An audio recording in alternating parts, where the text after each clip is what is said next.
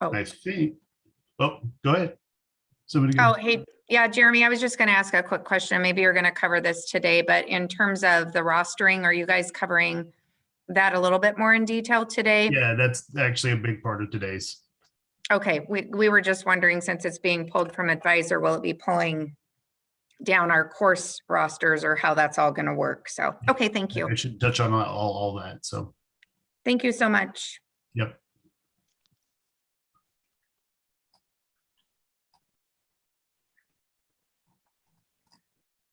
Okay, let's go ahead and get started. Once again, thank you for being here and taking your time. Yeah, we're just going to do some updates about additional information that we know about NSCAS growth today, and then offer some time to do questions and answers. Some of NWA staff is here with us to help me with some of those if we get really in the weeds, because I don't know the system nearly as well as the people that have been working on it and doing quality checks on it and all of those types of things. So NWA has been very busy doing quality assurance testing in the new platform, and testing all kinds of different possible uses and scenarios and those types of things, and have been very busy here. So we will share what we know. And so thank you. The first thing I want to do is acknowledge, so for the last actually couple of weeks now, we've been getting quite a bit of feedback, not only about NSCAS growth and concerns, but also around cut scores and proficiency levels and those types of things. Some of that we've actually heard previous to the last couple of weeks, but there's been a I don't know, maybe concerted or organized feedback coming back. This week we got some additional feedback from a group of districts. What I'll say about that right now, because we have meetings tomorrow and we continue to look at our options as we're going to move forward, is that we have heard you. We were actually, before we got that letter, we actually had already started some of this work, and we were trying to see what we could do. Work really hard to try to do that all the time, to make sure that we're listening about your concerns and trying to address them. But we have heard you. We are looking at the options, and we hope to have some sort of response by the end of this week about what can be done, what can't be done in the time periods, and considering all of the other factors that we have to consider. So as always, we appreciate feedback. If we don't hear it, we can't respond to it, and so thank you for all of that. Yes, this is so here, sorry, I did this today. I keep saying, well, we'll post it later, and I'm, that's silly of me. I uploaded it to Google. If you want to grab it and pull it down so you can do notes and those types of things, you go right ahead. So hopefully that works for you. If the permissions aren't right, let me know and I can pull it up and change things. But I think I did a view, but I think you can pull copies of it if I'm correct. Okay. Yeah, let me know if that's not working for you. I think this week was the wrong week to try to cut back on the Pepsi, because it's been just as bad as usual. So I thought, we're starting a new week. It's the new month. It's a great day to try to cut back. I wasn't trying to go cold turkey. I'm not that silly anymore. Okay, so here we go. I know it's my vice, and I own it. So yeah, so these are some of the things we're going to talk about. Rostering will be the one of the biggest pieces, obviously, because that's one of the big things that's ever on everybody's mind. Mobility, a couple reminders about PII, or personally identifiable information. This one's for you, Lori. Also resources available. It's for everybody, really. I mean, but it's specifically for you. Again, trying to make sure we know where things are. We know there's a lot of resources out there, trying to make this easier for you to get to what you need to. So with that, we'll keep moving forward. This one didn't really fit under any of those categories, so I'll just address it separately here kind of at the beginning. So currently in the system, there are universal reference sheets available for all grades in mathematics. As students are able to move up and down outside of grade level, they might need access to any one of those formulas. And so we're going to see how that works. Okay, so we'll take feedback on that and everything. You can also provide paper copies of reference sheets like you always have. You can provide the universal one, or you can provide grade specific reference sheets if you would like. The universal reference sheets there for all students to use.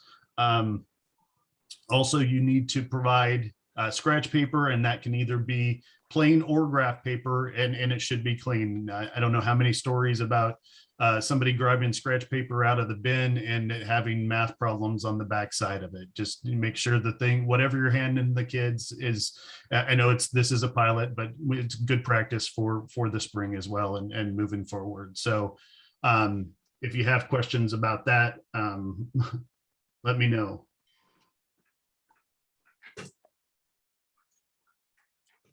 Sounds like a link from airplane. Okay.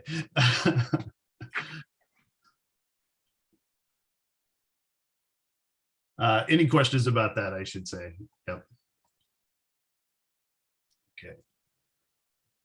So there's been a lot of confusion about this, and I apologize. This is probably somewhat my fault, and I think I'll blame it on other people too.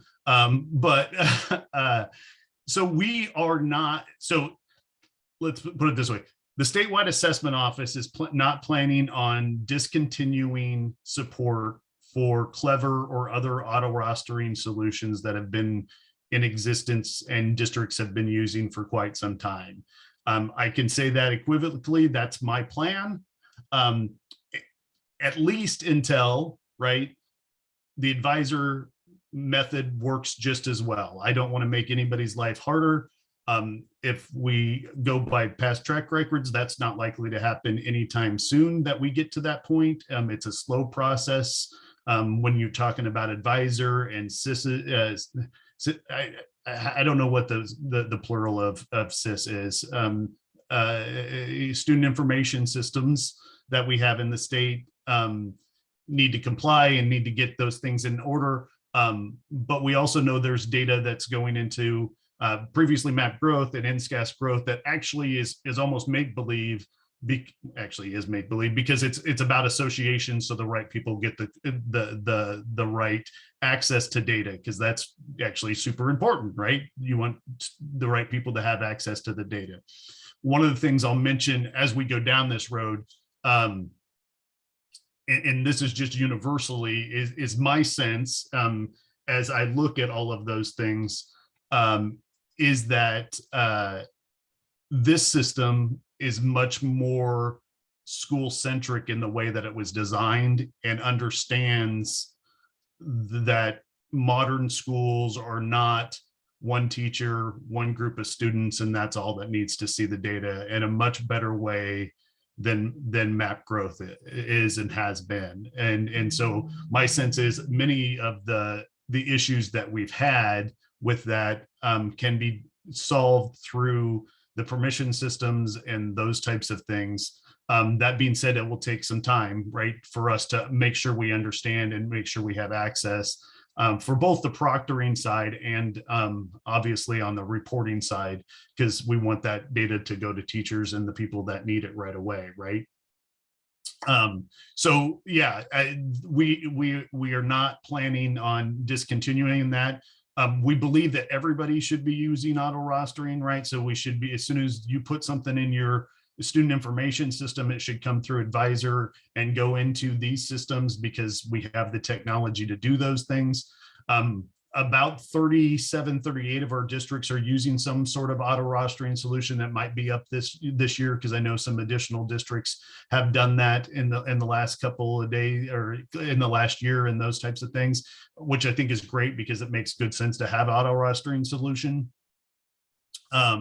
But there's a lot of our districts that are smaller and have done these things manually in the past. or through bulk uploads and those types of things. And in general, the whole purpose of auto rostering, right, is that it becomes easier. You put it in one place and it goes to every other place that it needs to go to. But until that is working really well, we're not going to make everybody go to it. Okay. And so I've talked to the commissioner about it. He agrees. A lot of the push to move in that direction was facilitated by people that are not at the department anymore. So we'll see where their replacements take us. I assume that we'll still continue to get good support, pushing that EdFi and advisor solution, because we think overall that would be good for all of us to use the same thing, but we're not going to make people do it until we can assure them that it works and they're comfortable doing it. So that being said, one of the things that I do in my role is I make myself deliver bad news if we have bad news to deliver. So I've been dreading this actually all day. So that being said, we're doing this and we're supporting both of those things. There is no auto rostering solution for the pilot. There is going to be I can't tell you exactly what spring looks like, but there is no auto rostering solution for the pilot. So what does that mean? So a state level roster file for 3 through 8 will be imported weekly. So any student that is in your SIS in 3 through 8 and meets the specifications will be sent through and added to the NSCAS growth platform, and automatically students will have access or be able to have access to both ELA and mathematics tests. So along with that is if there are if you already have class information in Advisor, those students will be added to, and it designates an ELA and a mathematics course. They will be placed in those groups. So groups will be done automatically. You might not want those groups, and that's fine. They'll be done automatically. There's ways for you to change that. You can go to the registration report and see all of those students and export them if you want.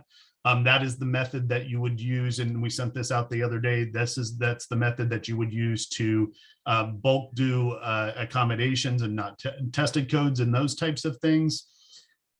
Starting the 20th of December, and that's the other piece, you'll be able to change the groups and add additional groups to that. It's really important that you understand that students do not have to be in groups to be tested. And if a proctor can create their own groups as well, so they can take the students and put them in their own group and easily put them in a group and then test them as well. It is not ideal by any means. It's not where we want to be. I'm trying really hard not to look at the chat until I'm done saying all of the things that I'm trying to say. I totally understand that that's not where we want to be and what should happen. But it is where we are, and there will be good support for this and being able to help answer questions and those types of things. But that's where we are right now. I am going to look at chat now and see if I can answer some questions.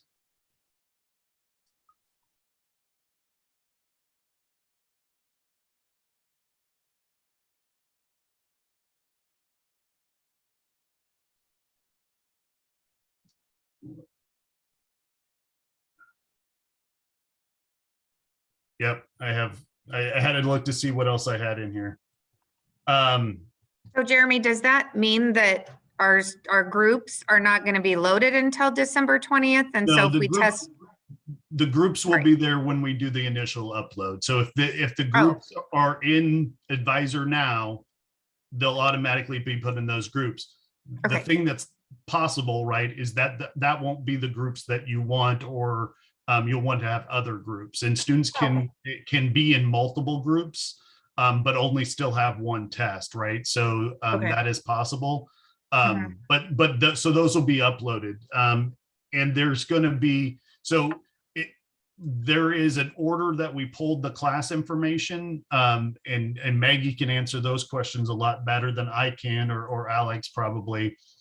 So a couple things, students groups can be used for testing or for reporting or for both, depends on what roles those people have, right? So if they have a limited role, they could only test the student if they have the right role. And don't ask me what the right roles are. I should have probably looked at that list again before I did this. Student groups are not required to test. Yeah. Then, so let's go into some of this details here. So we pushed the date back that we were polling the initial roster file, but it'll still be in there on the 8th because of the end of the audit window was ending, and then people were rolling over to the new one. So we waited an extra day or two before we pulled that information. So that will be up in the system on Monday. You can see NDE will pull it on a Thursday night, process overnight, and then that will be in the system for Monday morning. That being said, you can also create individual profiles and do that manually as well to add students if you don't want to wait for that next time. Also, if a student moves in after you've already tested, right, we don't expect you to go back and test that student unless you need that data, right? So there's no requirement to necessarily go do makeup testing like we've talked about. Jeremy? Yeah. Does this operate the same way as in the past where we still do the old, manual loading? We're going to be manually loading for winter map. Will this it's not the same, it's not exactly the same file format. Okay, so what my question is, if I get ready for winter map that starts December 1st, is this going to be in there as well in the map where we would test map, or is it on the other side where? It's on the other side. It's only in the new platform from from my understanding of what you're asking. It's only the new platform. Okay, so we would need to do, if we're not auto rostering, which it sounds like there's not an option anyway in the winter. Right. So if we were, say we wanted something additional in there that's not being pulled from advisor because we have groups that are not ELA or math, Yep. then we need to manually load those, and it's a different file. It is a different file format, and bulk uploading groups is not available until December 20th. So you can create groups individually in the system right now, starting the 8th, but not until the 20th would you be able to change groups and bulk upload them. Okay. Okay. Which I know is like 20 days into the window. Obviously. Okay, sorry, I just kind of a follow-up on that. So when I've looked at, when we did the roster comparisons, our middle school students were all assigned to a test session for ELA and math. It was their English teacher, it was their math teacher. Yep. The elementary kiddos were all blank. So does this mean that and we're trying to test everything before winter break. Sure. So does this mean that I can't even assign them to a group? No, they can be assigned to groups. They just bulk can't. So you can't pull it down in a spreadsheet and upload it again. Okay. For all the kids at the same time. You'd have to go through and pull them, or the teachers can also pull them, right? So the teacher can look at ELA 4th grade and say, this kid, this kid, this kid, this kid, pull them into a group and make their group themselves very easily. Okay. Like they do now for map growth then. That is correct. Okay. Right. So you might not have to create a group at all, right? The other cool thing about the group is you can assign other people to that group if you want. So a teacher could do it and assign a para to it that's going to proctor along with them, or whatever the case may be. So you can add additional adults to that group as well. Okay. The other thing that I'll say about, so Kim, to your point about the elementary students, if your district wanted to, so The reason there's nothing there is because there's no class information for your elementary students yet, from what I understand in Advisor. So that hasn't been uploaded from your student information system to Advisor. You can still do that, and we would upload that and put them in groups. So if you assign them to class in your SIS or uploaded that information to Advisor, that could still get pulled down and put into the system before you test. Okay. Does that make sense? Yeah, and I can follow back up with our CIS person, but like when the previous one, you guys said it was going to be done by the class field. I'm like, what is the class? Like, where do I find the class field? Yeah. And I asked her that, and she's like, I don't know. So, but Okay. I can So follow back up with her. so Maggie can help you with that, or we can direct things to the NDE help desk to answer those questions. So I can't tell you that because I don't know, but Maggie's been working with this a lot and I think can answer that question for you. Okay.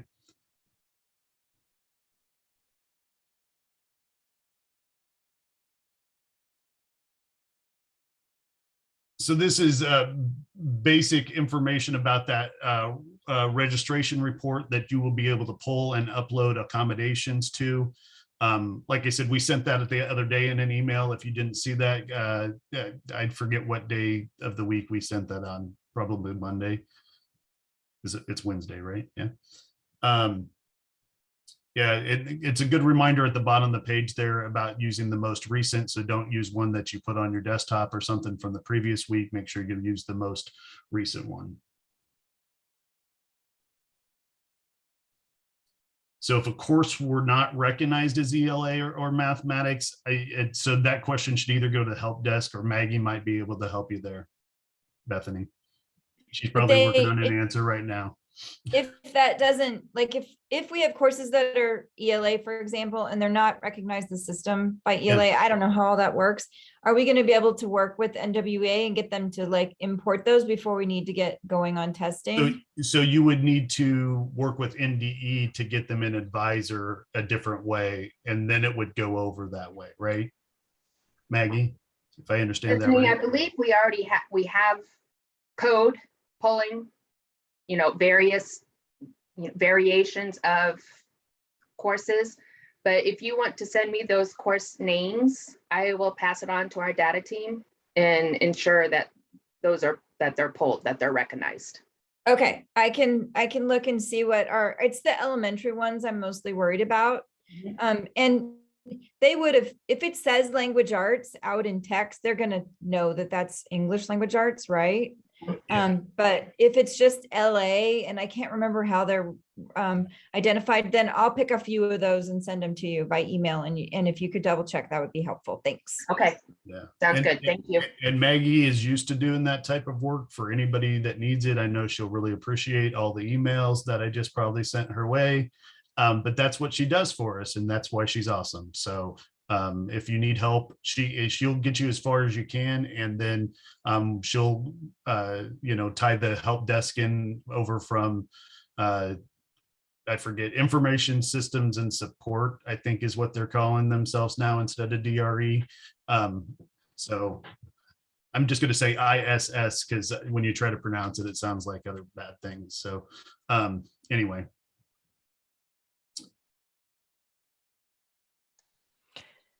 I have a quick question. Maggie can tell you what's being pulled for your class information, Melanie, right now. She can look it up and let you know what's being pulled.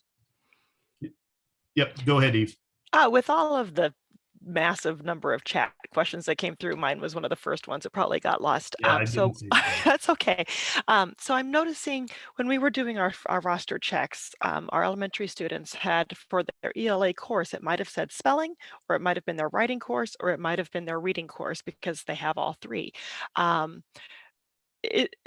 Is that done by teacher? Is that done by whichever one's first for that student, or is there some other way, just so that we are aware when people ask us Maggie, questions? Can you help with that?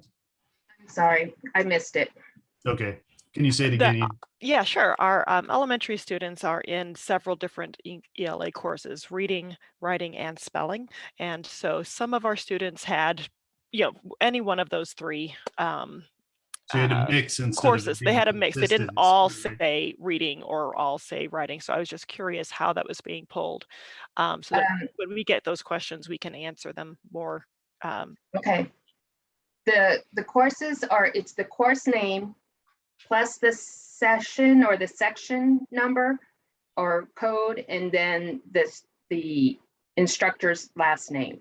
Yeah, but So if you have 10 kids under a reading course, they'll be grouped together. If you have 10 kids under a language course, those 10 will be grouped together.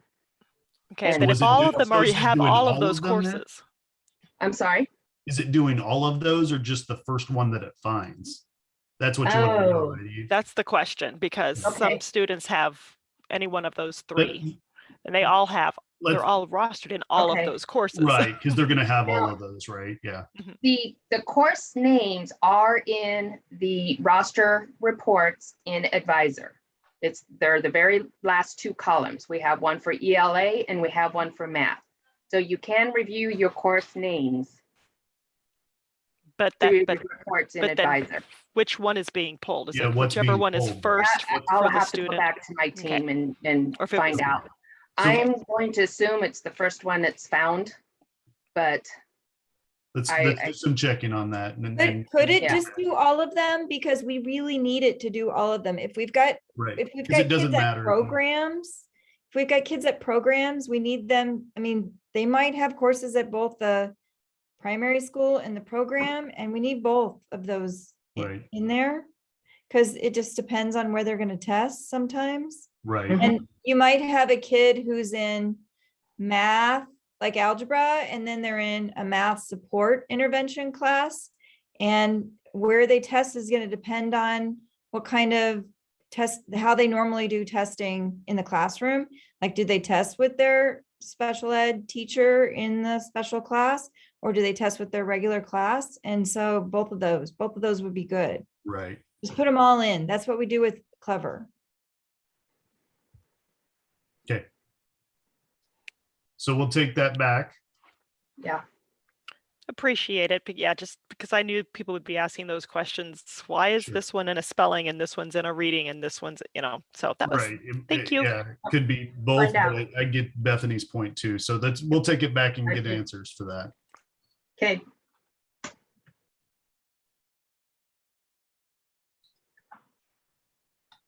Okay. I have no idea if we got all of these or not. Jeremy, I do want to clarify Yes, who please. can create groups, Absolutely. and that is at the school assessment coordinator level. Proctors are not able to create, Proctors are not able to create groups. no, but we can Okay. readdress that with NWA. Okay. I'm sorry, I misunderstood that. So That's all right. say that again for everybody. School assessments role, schools assessment coordinator role can create groups. Okay. I thought all along it was supposed to be that the proctors were going to be able to do that. So that's not the case. We will readdress it with NWEA. Proctor roles. Because Got I it. misunderstood it too. I apologize. Yeah, and I see Bethany's question in chat. So yeah, currently, so data administrators and assessment coordinators at both the district and school level would be able to create groups. But just as Maggie said, we can review that if we need to make any. So does everybody agree that they want proctors to be able to create groups? Because We want it to technically they can be- have as many groups as they want in the system. It doesn't matter. I We think want it that to be just like Test My Class. But Okay. can I just add, you don't need to be in a group to test. All that you need is the ticket to be able to test. And so it's not like map growth exactly. So I think that's where like the groups are when you need to get to reports. And so someone can create those groups, but it's not the same system where you need to confirm people and have just those kids in that group. So as long as they have a ticket, they can get to the test. so you're using test groups differently than test sessions. Correct. So And proctors the can- system works differently in that way. But do test sessions exist in the other system? So Not really. So each student gets assigned a ELA test and a mathematics test, but it's not sessions the way you think of sessions. It is a different system. And it's more flexible because you can have proctors that just test and have no access, obviously, to data. And then you can have instructors. Allie, is that the role? Instructors. I got to spend more time with that. Anybody else want to answer this question better than me? Explain it better than me? Yeah, I'll jump in. So yeah, Thank you, Alex. the main thing is these groups are not required to test. So I saw Bethany ask the question in chat. Essentially, a proctor would be able to just search for a student and print the test ticket and test the student. So they don't need to create these groups ahead of time, but it is an option. So to address another question, yeah, groups can be created manually as of the 8th on Monday when everyone gets access. They just won't be able to be created in bulk until the 20th. And we will be creating those initial groups from Advisor, but they're not required to be in groups to test. But if you do want to go in and set those groups up, then that can make it a little easier where you have all your students listed in one place to monitor their progress. So if we don't put them in a group and the teachers can go get, they're going to have to find a kid, print a ticket, find a kid, print a ticket, find a kid, print a ticket. Or print all of our tickets and then have to sort them all out to figure out where the kids are going to test. Yeah, it's a lot of, again, I just can't wait to see it when it's open. So, and see how it really works. Yeah, and this is so what I'll tell you is there's lots more flexibility in this system than we've had in the past. And until you get in there and see it, you're probably not going to know if it's working for you or if you need it to do something else. And that's why we really want feedback right before spring so that we can make sure we're getting it right and doing it the best we can.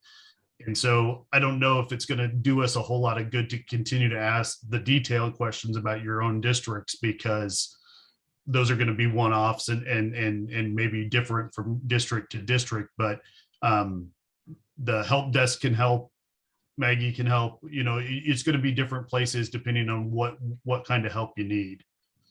I think it's just, it's hard for me to wrap my brain around trying to even begin training my staff when I don't see it till the 8th of November and Thanksgiving starts a week and a half later, and then it's December 1st, basically. So I can't train staff until I can actually see what it is, because they're going to ask me all these million questions that we're asking you. And I don't know, that's probably the tough part. This just feels like there's a lot. Absolutely. That is the tough part. There is a lot of unknowns, and I understand why that's not great.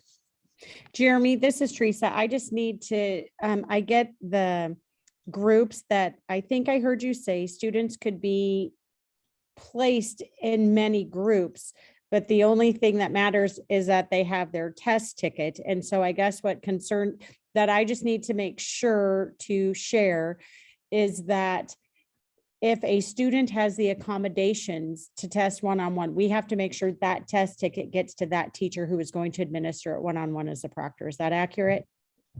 Yeah, or that person could print the ticket themselves. Yeah. The problem is that I don't. I mean, because like if it's a para-educator who's going to be, we just need to make sure, that accommodation is given if it's listed, that test ticket is given to that proctor who's doing the one-on-one sessions. I'm just trying to have a stopgap, protect, to make sure the accommodation. The problem is all proctors can print tickets, so they could go say, I'm going to go test this student and go do it themselves. Yeah. I don't think you're going to have that, but I mean. Yeah. I just, because what I would hate to have happen is, so the student is in the general classroom with group, everybody and else, they and get they're tested with everybody else, and their Yeah. accommodation wasn't honored. It wasn't given, right? Yeah. Which is bad. Yeah. Okay, thank you. Yep. Jeremy, can I ask a clarifying question? It's probably in the chat somewhere. So Sure. just to be clear, if I'm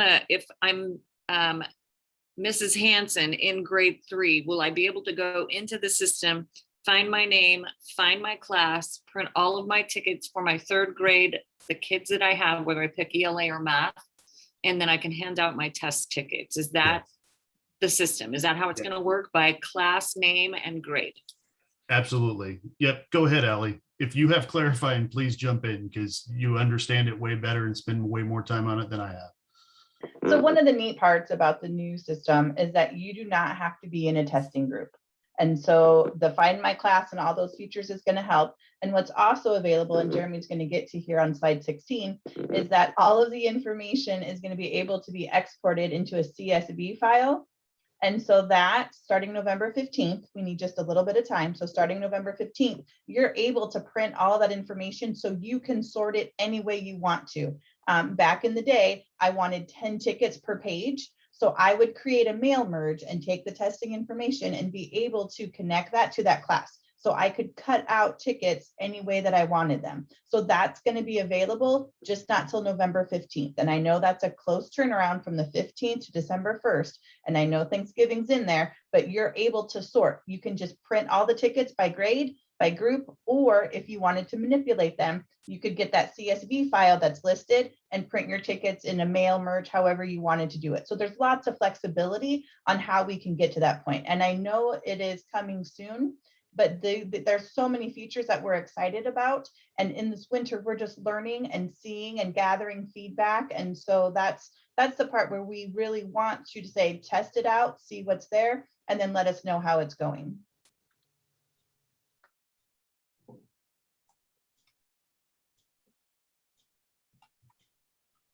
Sorry, I lost my stuff. I don't know what you should probably be doing this. So let's just go ahead and get through the rest of the slides and then we'll go back and answer as many questions as we can. Thank you, Ellie. So the transfer functionality, there's one small glitch in there. You can see at the bottom of the page that the student can, and once again, this is a positive thing, right? Because a student can start the test and then finish the test in another location or another district even. Once they start. So a student doesn't have to necessarily start over on the test as they move between schools and even between districts, right? Right now, there is a glitch in the system and they're working on getting the fix, but we know it's right now is the student isn't showing up, their data isn't showing up in the new district. They can finish the test if they have the test ticket information. They're working on the fix to get that done. So we wanted to be transparent about that. Greg, so to elaborate on that a little bit more. Please. So yeah, so in cases where a student's already begun testing at one district and then gets transferred to a new district, so their data still follows them. They won't have to start their test over, but we have seen an issue in our testing where there may be issues bringing up that student's ticket. So if that's the case, then you can contact our help desk and we can provide that information to make sure the student can log in and resume. So we just want to be transparent with that and that process. So Alex, we would have to contact you to get the test ticket made because the student would not be bringing the test ticket from the previous district. Is that what you're saying? That's correct. So their progress will still retain from the prior district. They'll be able to resume where they left off, but you may not see that test ticket. So you can contact our help desk and we can get you that info to log them back in. Alex, can you also answer the question about adult accounts and what we're adding? Just, I know you've covered this before, but how the adult accounts are going to be in there. There's going to probably have to be some maintenance of that because we're moving it, but can you explain that again so people know? Sure. So I assume you're talking about the SSO. So yeah, we can talk about that. So essentially all of the user accounts are going to connect to the new platform with an SSO link. So that's going to function similarly to have you seen in NSCAS previously. So when you log into CAP, into the map growth system, you'll have that NSCAS link on the left, and then that'll take you over to the new platform. So just keep in mind, in the new platform, you're not actually going to be editing or managing users or their accounts there. The accounts, kind of there's the source of truth for the user accounts and all of your roles and profiles is still going to be in CAP. So any management you need to make to roles or accounts would be there, but then clicking the link for NSCAS will take you right into NSCAS growth. Was that what you were hoping to cover, Jeremy? Alex, Go ahead. who can create and edit the accounts? User accounts. So it would Yeah. still be the same users who can edit in Map Growth. So within the new platform, because editing there would cause things to fall out of sync with CAP, we would ask everyone to make any of those changes in CAP. So it'd be the same users. So like system administrators, data administrators, and district assessment coordinators are some of those users who could edit user roles in CAP. Here's another, Alex, why didn't you just answer these questions? Because that's at a level of detail I don't have right now. Sure, no problem. Yeah, I do see Chris asking if they're already administrators in Map Growth, they're good to get in the new system. That's correct. So no new users need to be created for the new platform. It is going to link to user accounts in CAP. Yeah, and another question, can we move students from one school to another manually, or do we have to wait for the transfer from advisor? You still can, yeah. So on the student's profile, you can choose their testing location. And if they are going to move to a completely different district, you can go in and do the transfer. So in general, we'd recommend waiting for advisor if possible and making sure all the data in advisor is updated, but we know that's not always possible if you have someone you need to test right away. So you can do the transfer manually. And you can definitely do it between schools in your own district too. So that's right. So we tried to clarify who has access to personal identifiable information, individual information. So just the data administrator and the district assessment coordinator are the only two roles that have access to that level of detail. Proctors and school assessment coordinators cannot directly view this information. Yeah, and in particular, we're talking about like student demographics, the more sensitive information. So obviously proctors will be able to see student name and ID when they're looking at their session to make sure they've got the right kids and the students are logging in.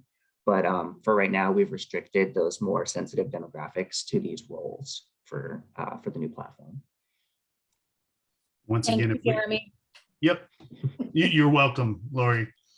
We're also, I think we also added that to the newest updated version of the role chart so that it was cleared, put some asterisks on it as well. So Is it called the Lori asterisk? Is that what it is? It is the Lori. It forever will be known as the Lori Hannah.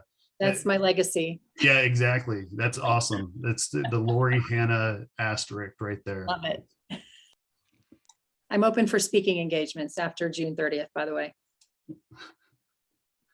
Noted. I'm going to have you do these seminars or these webinars. In denial, Lori, in denial. Can I, Alex, do you know if their ELL and special education status are available to the schools? I realize why we wouldn't want them to see free reduced lunch. Right. But if you're asking us to make sure that information is correct so that we don't apply accommodations if it's not right in there, then can they check that? Because we're not going to know that at the district level particularly. Gotcha. Yeah, so as of right now, yeah.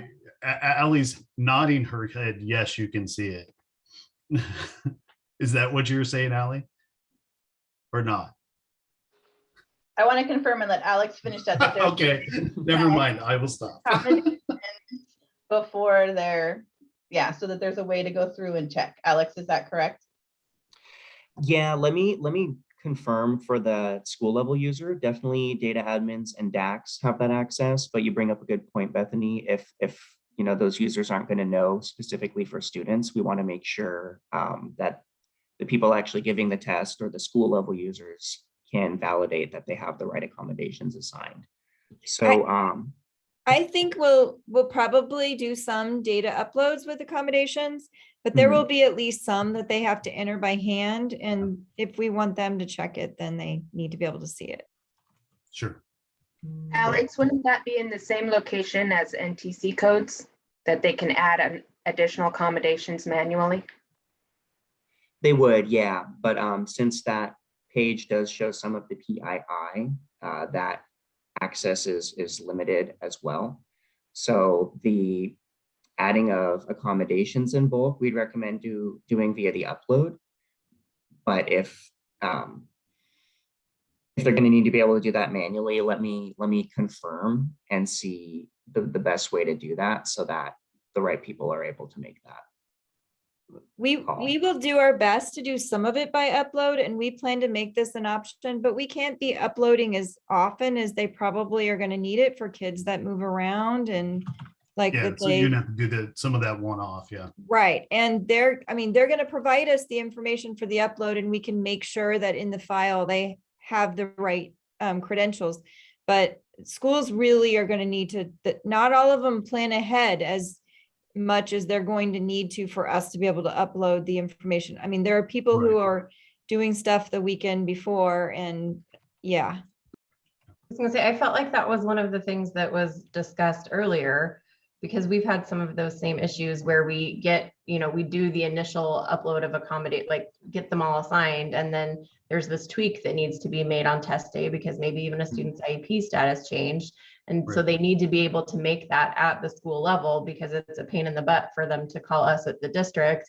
Maybe I'm in a meeting, maybe I'm not, and be able to get the kid tested. So I thought that was one of the things that that was supposed to be more flexible, was that we would be able to have those proctors who are working with those students assign those accommodations.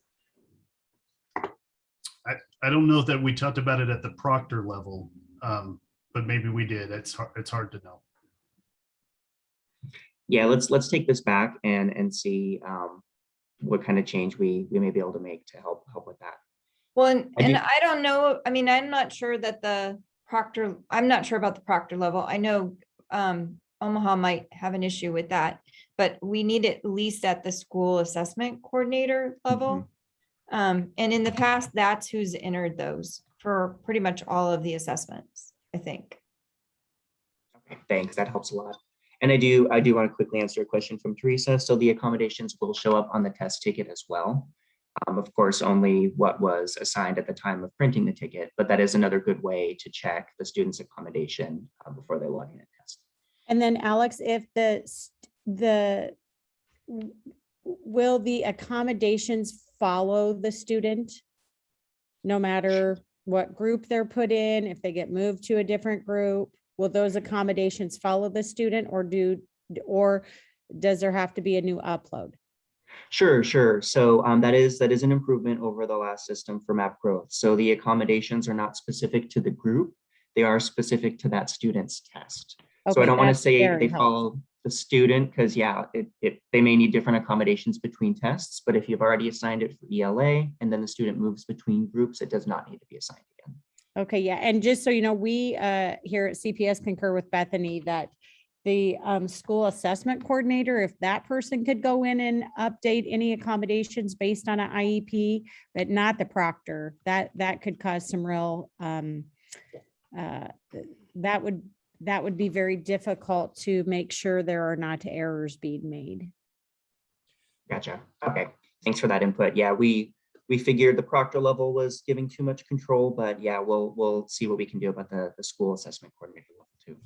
Even on the upload, Bethany, when you guys say you're going to upload accommodations, I mean, we can pull who is special education and that type of thing, but for the actual specific accommodations, because we don't blanket assign those to all special ed, I mean, that's not something we can individually pull out in our student information system to put in a spreadsheet to upload. I mean, it has to be able to be done at the building level. It doesn't make sense. And this is, again, I think this is one of those things that the management of this has to be simpler, or it's not. I mean, it's just, I don't know. We were planning to collect those in a spreadsheet have schools enter them into a spreadsheet and then upload it several times, but it's not going to be uploaded multiple times a day, or probably it'll be once or twice a week. And so there will be some that just don't go in there, that they'll have to do themselves. But we thought that as an option might save some schools some time. Right. So instead of having to go student by student and marking those accommodations for ELA or math, you would have the spreadsheet and there's directions for that. So you can see, and so you could send it to that building's person and they could mark those accommodations and then they upload that. So they're not going student by student. They would have one Excel spreadsheet that said they need this accommodation in this row of that. And then you upload that spreadsheet. So you're not going student by student. But if Right. something comes or an IEP changes, you still can go in and change it student by student. It's meant to stop all the extra clicking and the amount of time. And so, yeah, there's multiple ways to go about doing it.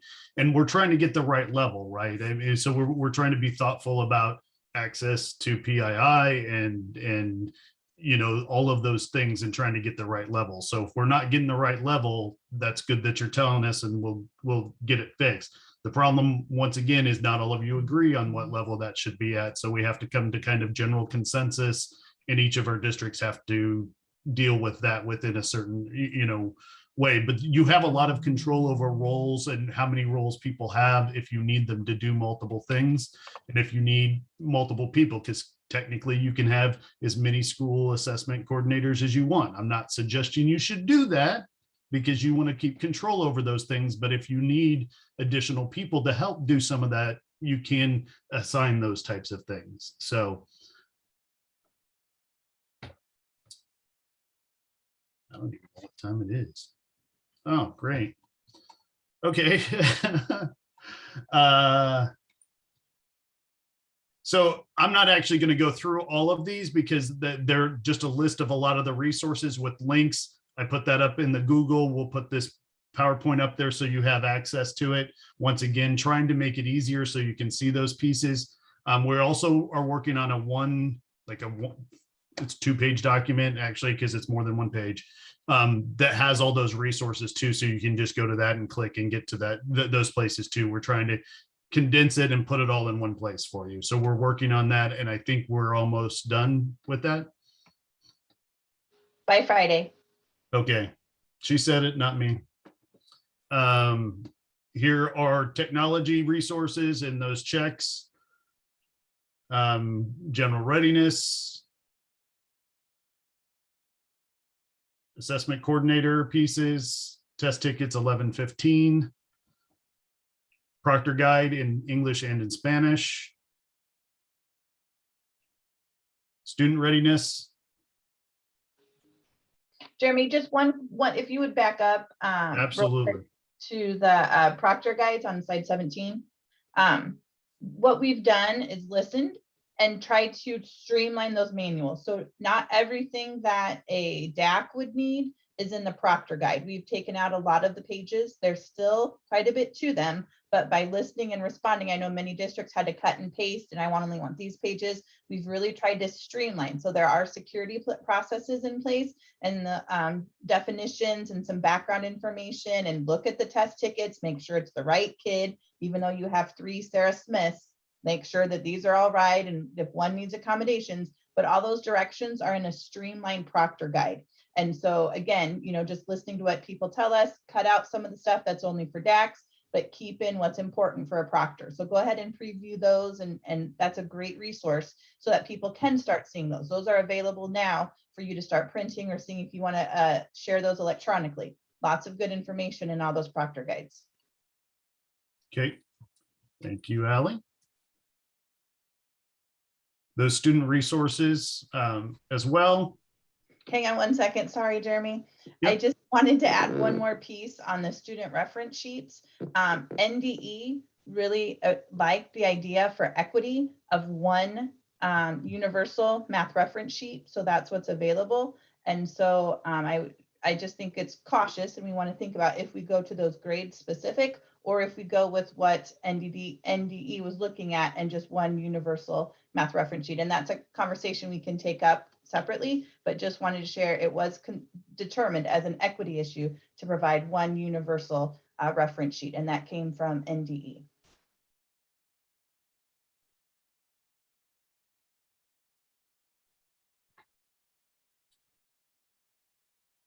Yeah, so a big part of this, so we're trying to get the data that we need, we're trying to get that feedback that we need and test all the systems that we need to.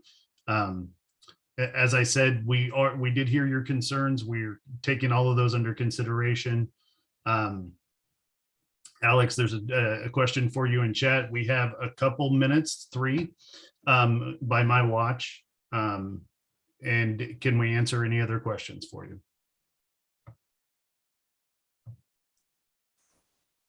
And Jeremy, this is Moni.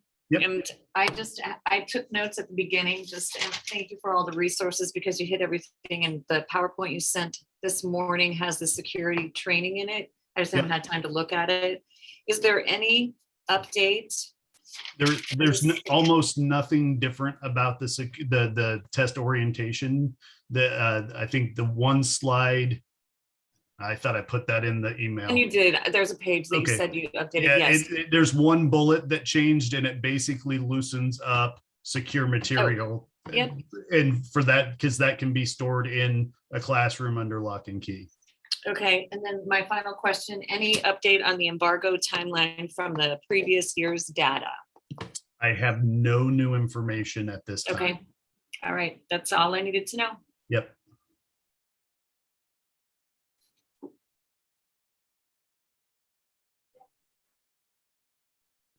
Jeremy, sorry, did you, No. what is coming out on Friday again? Ally was mentioning it. Oh, it's just the one. What do you want to call it? It's your baby. What do you want to call it? So supporting professional learning, this is a huge piece. I know that schools have to turn around and train. So we are going to release a NSCAS growth references to date. So everything that came out in a DAC email that came out to certified facilitators, it's going to be in 2 pages, one if you print it, but it's better to keep it online, of every resource that's available. So you're going to have one place to find every video, to find documents, to find proctors. It's going to be your go-to. So if you bookmark that, you are going to have links, because that way you'll have the live links. That's going to be ready to go by Friday. We'll make sure you have that in our weekly stand-up. So that's going to be, just because there, what that was sent on November 3rd in a DAC email, or wait, that was in Allie's November newsletter. We're pulling everything together for you. So you have all those NSCAS growth resources in one place. It'll be a living document. So as we get those how-to videos finalized, those will be on there. So lots of information, just because there's so much on your plates. We want to get it to one place. This is still a pilot. But this is giving you data and information that you can use for your students. We want to support you and make sure you have what you need. The questions are good. And so we want that, and we want your feedback. So there's going to be multiple ways that we're collecting your feedback as well. This is going to help us improve as we move forward towards the spring. Okay, thank you. And then Jeremy, I guess just our question update on release for the updated accommodations manual and the security slides. Yeah, so the slides I sent out this morning. Oh, okay. So I'll have to check that. Yep. Yeah, so I can forward those to you if you need them. Okay. Yeah. And then, the manuals slated for Friday as well. We just got to finish cleaning up the updates, and we'll get that out as well. So Perfect. the summary, we also sent out a summary this morning of potential changes, or the changes, and then one unknown that we just got done meeting about. We have to finalize. Most of the manual that exists out there is intact, and there's a couple of additions. But yeah, that's Friday as well. Thank you. Can you clarify that text to speak? Because I read that this morning. That was my one question I had written down. What does the still discussing text to speech? So there's conversations. I can try to do that broadly. Yeah, the conversations about what would be the right level of text-to-speech assistance for the ELA test. Currently, it does not read passages, it just reads stems and item stems and response options, excuse me. There are some proponents of that it would read everything for students, and there are some proponents that say that it should read nothing for students. And so we're trying to see, we had great conversations about content, construct validity, about accommodations and what students need, about the purpose of the test, about what the law says. Anybody else want to throw in another complication on top of that? It's a pretty complicated area in general. And so we were trying to make sure we were listening to all the different views and then trying to get to where we need to be, where we feel we need to be, because India will have to make that final decision. So is Jeremy, I that, thought you already referenced on a slide that if it's an English, a writing item, the entire thing will be read? Is that not, did we not, maybe I didn't hear that correctly when you. went that over is true. That is the current level, right? So it's a writing items are standalone items. They're not passage based as the other comprehension and vocabulary. And sometimes they have a little bit longer passage with them because it's a writing piece. And then you have to say, this is the best introductory or sentence, right? And so in that case, when they're standalone and they're testing writing specifically, the text to speech reads it for the whole item. Okay. Oh, go ahead. Yeah, no. So that's the current conversation, and we have to huddle with the ND group again and then make a final decision on that. That's helpful. We're getting ready to send out our spreadsheet to have people mark the things. And so I didn't want to send it out if I was gonna be like, oops, don't use that one. Yeah, So I don't think that's so, helpful. because yeah, I think you're probably fine. So that's what I was gonna ask. This is the discussion that's happening intended to be decided before we start? Yeah, it'll be in the manual, and I will, when we send it out, I will also let people know if it changes or if it remains the same. I don't know if this helps everyone, but the reason why we need the accommodations manual is so we don't have to go back and ask teachers to redo their accommodations on that spreadsheet. So that's why we're waiting for the accommodations manual. Sure. So.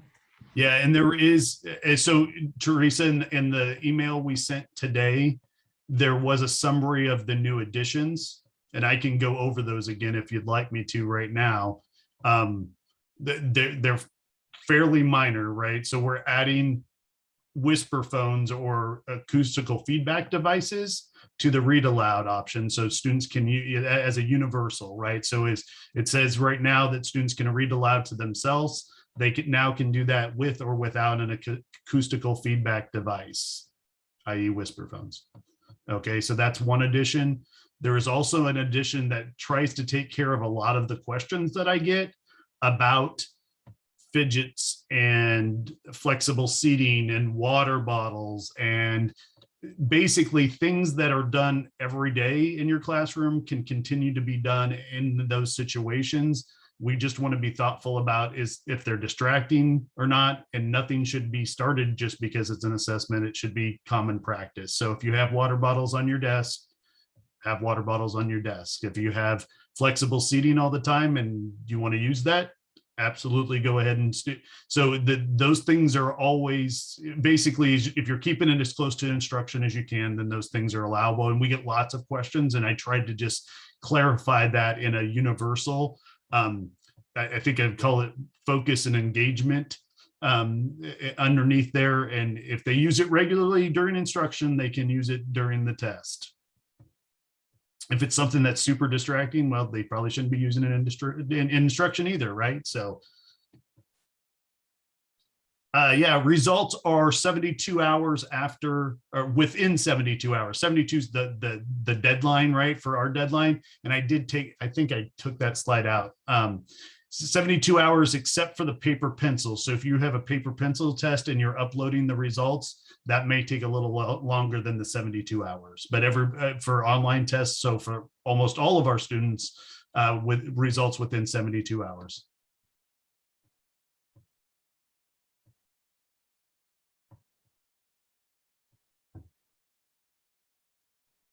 I'm going to let somebody else answer that one, Lisa.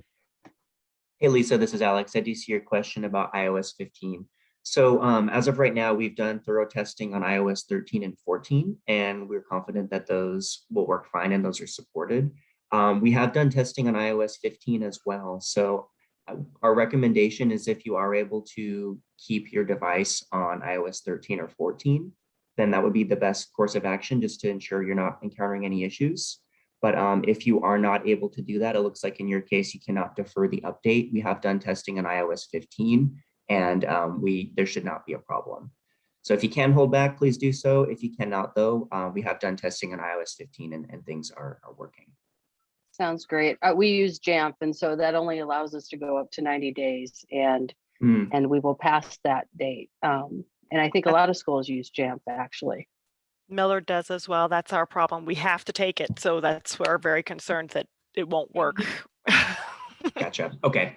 Thanks for letting us know. Yeah, I'll take that back too. I mean, we have done testing and things are looking good, but I'll make sure our teams internally know that. Super. Thank you. Sure. So our tech person had asked about that, and I sent it to NWEA Nebraska, and they responded that it was fine. So I guess if there is a problem, like that will also be an issue for us because that's also where we're at. Yeah. Okay. Thanks, Kimberly.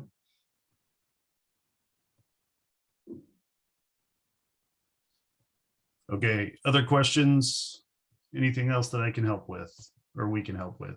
Well, probably Alex or Allie or somebody else other than me, but.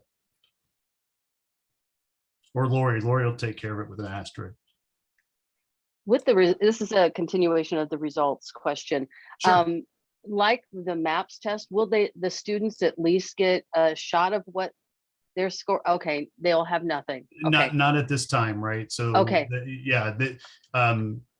They'll get the RIT score will be available, and we encourage teachers to share them and those types of things, but it won't with the student, but it won't show up at the end of the test. No. Perfect. I know it's just very engaging for the, I mean, it gives them a reason to take it and finish it and see what they're doing right away. So but that's encourage all your right. teachers to find some other way to celebrate this time, and we'll see where we are. Yeah. Sounds good. Thank you. Yeah, I get that. Absolutely.